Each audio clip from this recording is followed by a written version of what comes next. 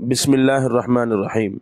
حمزہ استفہام کے متعلق ایک ایسا نحوی فائدہ آپ کے سامنے پیش کروں گا، سن کر آپ خوش نہ ہوئے تو دوبارہ چینل پر حاضری نہ دیں۔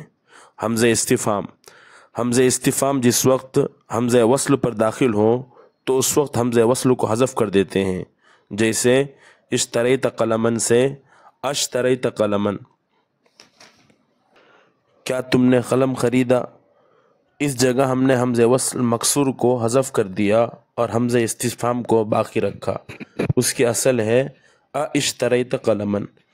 نمبر 2، اگر حمزہ استفہام الف لام تعریف پر داخل ہو تو اس وقت استفہام کا الف اور الف لام تعریف کا الف دونوں مل کر الف ممدودہ ہو جائیں گے، جیسے الصلح خیر سے الصلح خیر۔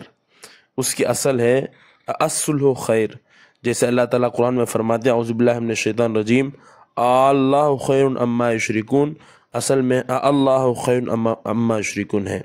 نمبر 3، اگر حمزہ استفہام حمزہ قطعی پر داخل ہو تو اس وقت حمزہ قطعی کو اپنی حالت پر باقی رکھا جائے گا، اس کو حذف نہیں کیا جائے گا، جیسے انت قلت للناسی سے انت قلت للناسی۔